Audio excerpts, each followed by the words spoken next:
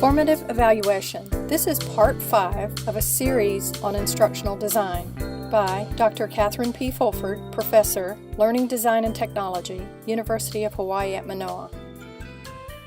In conducting formative evaluation, it's best to let go of your ego. And the reason to do this is many times we serve as developers ourselves, and so our creative energy has gone into this. But you need to step away and be more objective to be able to do good formative evaluation.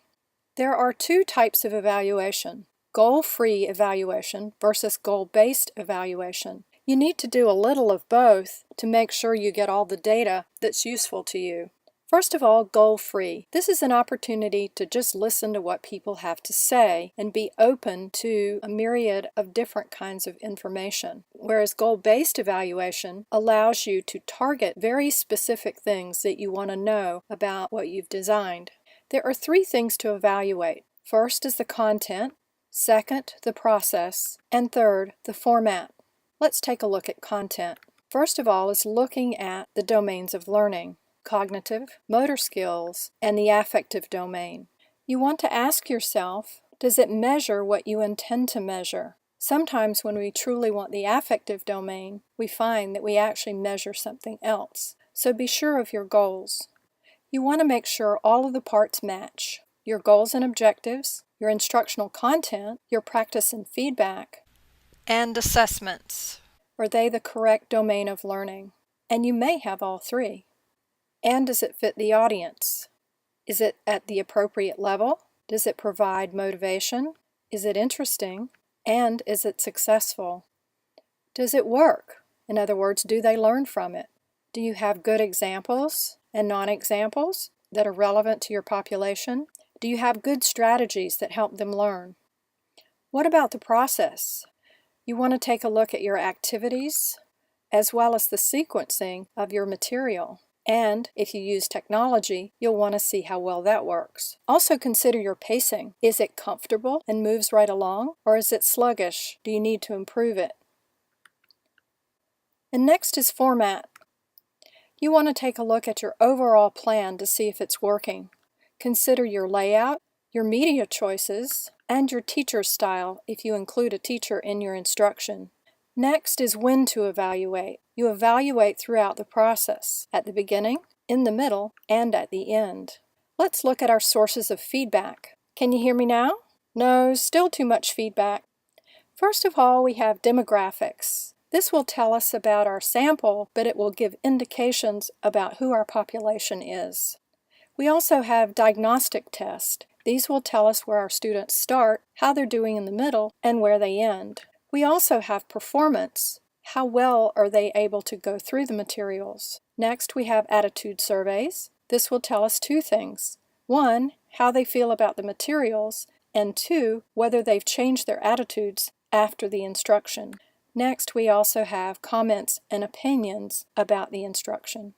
Let's start with demographics.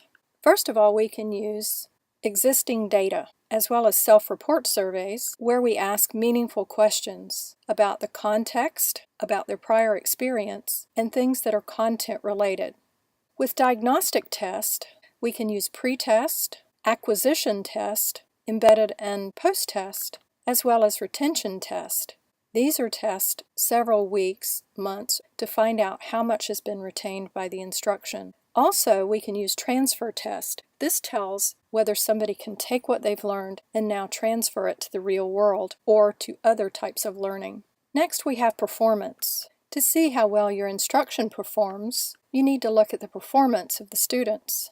You can do this by being a live observer, taking notes, and using a checklist, or you can use video or audio.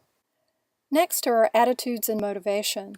Was the content too hard or too easy? Was there too much or too little? How about the process? Did it work or didn't it? And the format, did they like it or not? Survey scales. You can use a 2-point scale, like correct or incorrect, or yes or no, for participants who are younger or who may have more difficulty with complex scales. You can use a Likert type scale, for example a 1 to 5 scale, to provide people with a range. You can also use a 6-point scale if you want a neutral point, so that people have to choose the negative or the positive, or longer scales like a 7-point scale to give people more choices. You can also use adjective anchors. An example of this is in the background, such as highly unsatisfactory and highly satisfactory. A section of your survey may have one set of adjectives and another section another set. Open-ended questions are very useful. You should have some of these in your formative evaluation. This provides an opportunity to get more in-depth feedback in certain areas. Next is the retrospective pre- and post-survey. This is really useful in many cases, particularly in the area of technology, where people might think that they know more than they actually do, and after they take the instruction, they find out they didn't know as much as they thought, and it looks as though they didn't learn anything. But we know that's not true. So sometimes it's better to ask both the pre and the post on the same survey. In other words, how much did you know before this instruction versus how much did you know after? It's a very useful way of surveying. Next are margin notes.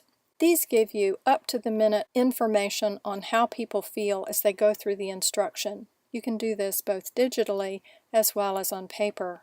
You have written notes, scaled notes, and icons. Next is interview techniques. We'll start with concurrent. This means interviewing while somebody is going through the instruction. We have probes, which mean that you ask questions at particular places in the instruction to find out what learners think. You also have checklist. You can ask them questions and check their answers. You also have think aloud. This is particularly useful. What they do is go through and talk about what they're thinking as they're learning and as they're going through the materials. Next, you have interval questions. These are similar to probes.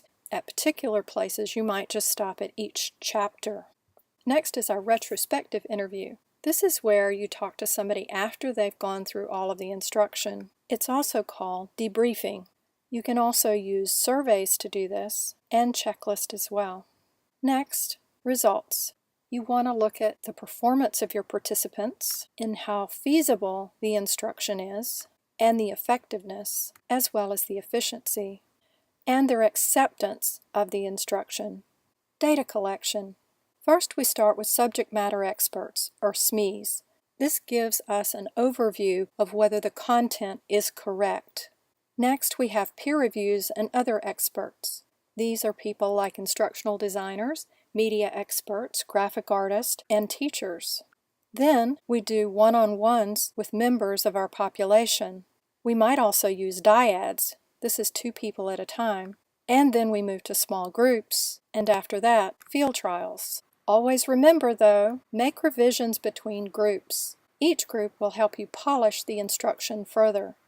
Let's start with subject matter experts, or SMEs. They need to have broad content knowledge, as well as target population knowledge. We want to have them help us yield accurate content, as well as provide successful strategies for instruction.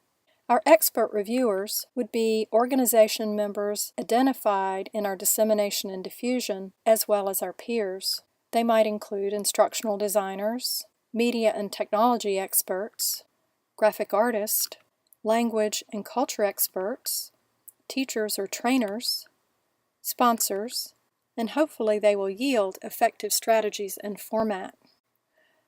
Next, we have a category called knowledgeable learners.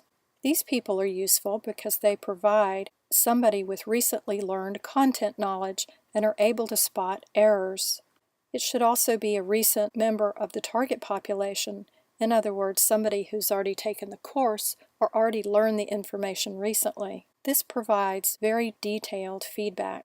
Next, we have our one-on-ones. For these, you want to have people with no content knowledge. They should be target population members. They need to have good social interaction skills. It's nice to have a variation in ability, say one at the lower level, one at the middle level, and one at a higher level. So it's best to get at least 2 or 3 reviews. This provides the most detailed feedback. Next are our Dyads.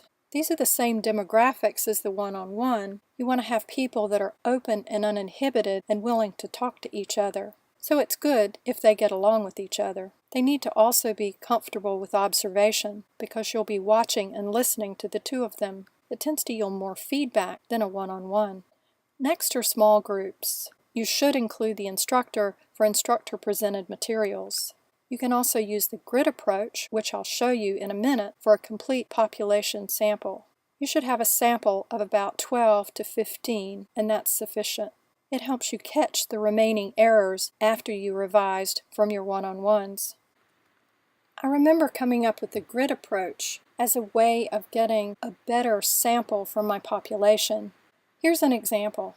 If you were going to do instruction for a whole community of people, like a business or a school, you would need to choose people from the administrative, professional, clerical, as well as maintenance areas. You would also want to make sure that you had a representative sample from each ethnic group, as well as differing ages, because people of differing ages are going to give you different perspectives. Next, you want to have somebody that has just begun so that you get that very detailed perspective. But you also want to include people that are more intermediate as well as advanced to get a broader perspective. You want to make sure that you include people from all geographic areas of your organization. If you don't do this, you'll find people complaining and saying, "Oh, you didn't include people of my group." Next is our field trial. In this, you want to include teachers, administrators, and others in your field trial. A good way to do this, again, is to use a grid approach to make sure you have a complete sample of your population. The sample should be over 25 people in the system. It will provide the final polish for your instruction, and it also provides information about how it works in the system. There are variations for different delivery systems that you'll need to consider. For example, if it's instructor-based, you'll need to have an instructor to test the materials. If it's face-to-face or online, there would certainly be special considerations to how this is conducted, and that's part of the test. Or mediated, something like video or podcast, how it's going to be delivered, and equipment-based. For example, if the instruction were to take place in a lab. Also, if it's location-based, if there's a particular location, for example, in a museum. Organizing becomes very important when you go through your data collection. Make sure to prepare everything in advance. Create your own checklist. Have extra materials available. Prepare a revision book for ease of data collection. Use audio or video recording equipment if possible, but make sure you have permission to do this. Especially if you're dealing with children, make sure you have parental permission. Getting subjects is not always easy. First of all, make sure you invite reliable people. It's terrible to have data collection scheduled and then find that only a few people show up. It's good to follow up to make sure that you have a group. Generally, reminders close to the date and then right before the date is a good idea. If you can, provide incentives, rewards, and motivators to get subjects and also to encourage their continued participation.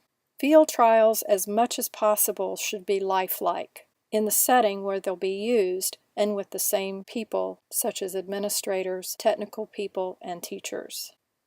Setting up. Whether you're online or face-to-face, you need to find a quiet place with no distractions. It's best to have headsets if you're online. Make sure to set up all equipment in advance, including if your students have to download something before they can begin, have them do this before your session, if possible. Greet the participants as they arrive. This is either online or face-to-face. Conducting the session. Emphasize that the evaluation is of the materials or the instruction and not the subjects. This is very important because people often feel like they're being evaluated and you won't get their honest responses unless you emphasize this. Make it as easy as you can on the subjects. Make them comfortable. Put them at ease. Try to limit interruptions. Let the learners know that they should also minimize this on their end. And try not to crowd the subjects. Give them time to do the work that you expect. Avoid talking too much. Learn to listen. Plan for breaks, for food, bathrooms, etc. This is either whether you're online or face-to-face. Make sure that there's some stopping places to give them time to rest. Providing follow-up. Be sure to send thank you notes to anyone that helped, your participants, or any administrators that helped you get participants or provided facilities, as well as anyone who provided you something for the trial. You can also send out clarifications. Some people are interested in following up and either purchasing or getting the materials themselves, so let them know what is the next step in your project. Here are some data collection issues. Time is a big issue. Make sure not to overschedule people or they'll be exhausted. See if you can break it into chunks that are workable. Money sometimes can be a problem. Make sure you have a proper budget before beginning. And availability. This can be tricky with participants, so make sure that you have plenty of subjects ready at the right time. For example, if you're doing something in a school, summer might not be the best time. It's always good to have a plan, so create a formative evaluation plan for yourself. These are the things that you need to think about. Who is your test sample and how you're going to gather them? You need to describe them in detail. You also need strategies for meeting times and places, whether it's online or face-to-face. You need a timeline for how you're going to get things done. You'll need to consider the types of data that need to be collected, as well as the types of evaluation instruments that you'll need, and the methods for gathering the information. Also, it's good to have scripts for describing the project to your participants. You will need this data and these instruments for your trials. For your peer and instructor reviews, it's good to have margin notes and summaries, as well as interview questions.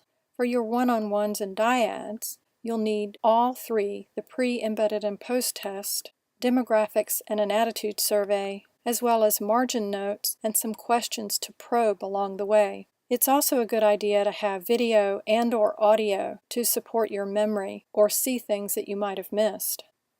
For small group, you will have 10 to 15 participants, and if there's an instructor, you'll need to include that person. If I were you, I'd invite more than 15 because sometimes people don't show. That way you make sure you have plenty of data. You'll want to make sure that they go through the pre, embedded, and post-test, the demographics and attitude surveys. You'll want to ask them to do some kind of margin notes or create notes that they provide to you.